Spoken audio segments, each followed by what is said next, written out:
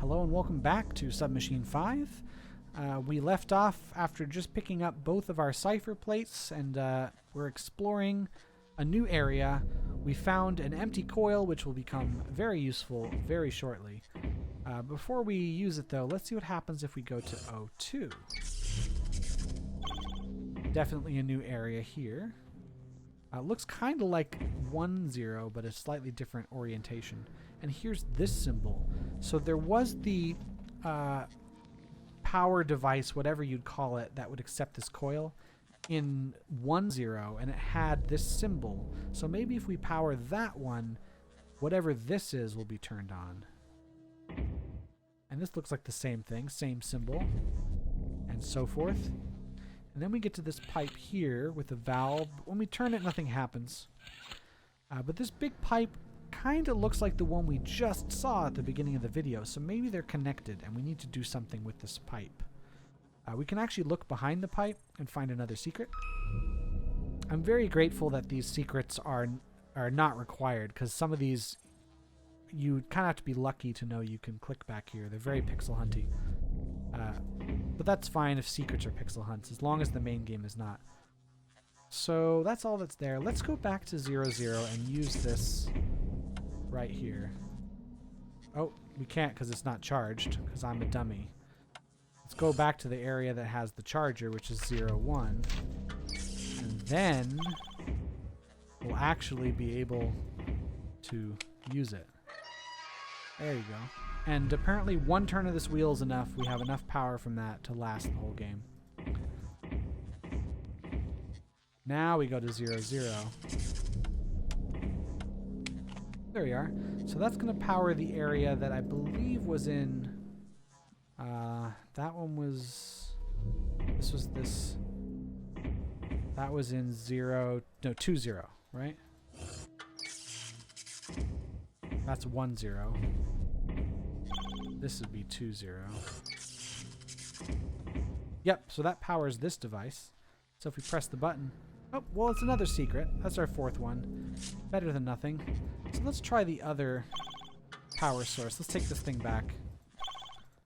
And now it was in 1-0. That's where I want to go. And then 0-2 is where we saw the... Yeah, so these are on, and now they show some kind of shape. It's just the same one. That's a different one. Interesting. But we wrote them down in our notes here. Left, center, right. So I guess this is going to be a combination at some point. So that's that. Let's see if we can do something with this pipe as well. Because if the pipe at 2-0 is the same one... Maybe turning the wheel is supposed to do something with this pipe. And of course we have these ones here with these gauges, which look like pressure gauges. So let's just see what happens if we turn all the pressure gauges to maximum. This one already is at maximum. And then if we go back to O2 and turn the wheel... Yes, that did in fact do something. So we turned up the pressure in that pipe. And once again, go to 2-0. And head here. Now this looks familiar. This is the same area we started Submachine 2, although this has caved in quite a bit since then. And the wisdom gem we used in that game is here. So apparently behind this brick wall was game number 5 all along. Clever. We can still go this way and up the stairs, back to this ornate chair, and just like the second game, there is a secret there. So that is all 5 of them. Let's come back here. So now that we have this wisdom gem, let's go to the corridor and see what it does. I know we haven't seen all 3 yet, but I'm just curious.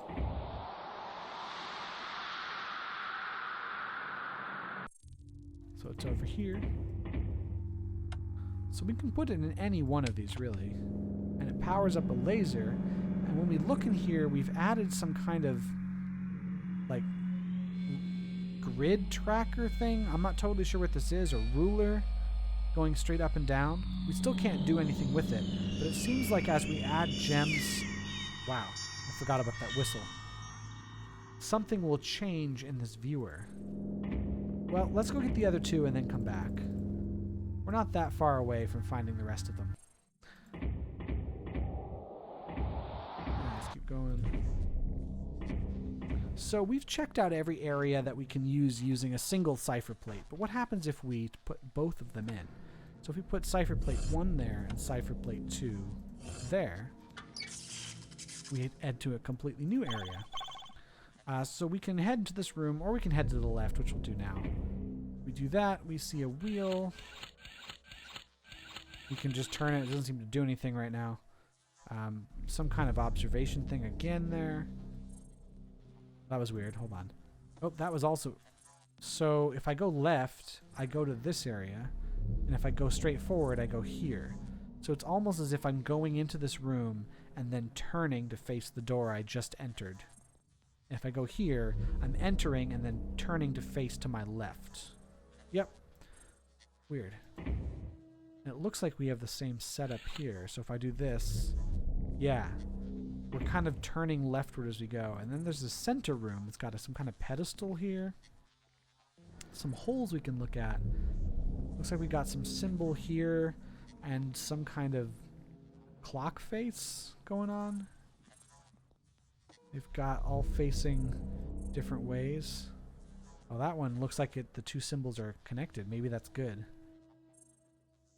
If we go this way, we have another wheel. Let's see. Oh, and we're back here with the cipher plates. So I guess we're going around in a circle. Like this is the game's representation of a circular room. Is going to the left and then having the game sort of twist you. So let's see what happens if I try to make all the wheels point toward these. So the wheel turns clockwise. So this one needs 2 times, and this one needs 1, and this one needs 0. So if we go to the left, this one should need 2, this one should need 1, and this one should not need any at all. Oh, look at that. It is correct. So the top of this pedestal came off, and now we have a metal box. Let's think what we can do with that. Let's go back here, and let's try going to 2-1. So here, we've got some metal bars in the way that are very wide. You could easily fit through that. But either way, we're going to head up here, and we're going to press these buttons here. And that switches the bars, so it lets us through. Security system that wouldn't stop anybody in the world. More observation stuff. Apparently this area was a hub for spying on the rest of the subnet. Missing light bulb in 2-1. So this is probably the most notorious puzzle in the entire game. The one most likely to make everyone stuck. And in fact, I got stuck on it when I played this. Probably every time I did until I finally just wrote down where the stupid light bulb was. Because we've seen these light bulbs before. You've probably not paid any attention to them this whole time. They're these big yellow light bulbs. They're in these cage sort of things. We can't get at them. So what you will assume is that, oh, there's probably a light bulb in a drawer somewhere or in some other thing or tucked away, and I have to do this pixel hunt until I find it. And after you exhaust that possibility, an hour and a half later, you'll go like, well, maybe one of these I can just take. So you go clicking on all of these, and you still have trouble finding it. Trust me, I've been there. This is a bit annoying. It kind of is a pixel hunt because you do have to click on everything, but at the same time, what you have to click on isn't very small. It's just very unlikely that you would click on it. And I'm not going to bother pretending I don't know where it is. I'm going to go straight there. It's back in this area we just were. So look at all these light bulbs up here as we're going to go around the circle. Look at that. Look at that. And then finally, this one does not have a cage on it. I was here 2 or 3 times toward the beginning of this video, and you probably did not even notice that this was the thing. But it is, and you can just take that light bulb. You can just take it right off the wall, and we can go right back to 2-1 and use use that light bulb once we do. This is really annoying. You just have to change the thing. Okay. And there we go. Now we can see. Apparently we needed to see in order to go in this hole here. And I'll go in there in the next video. In the meantime, you all have a good time. See you then. Bye.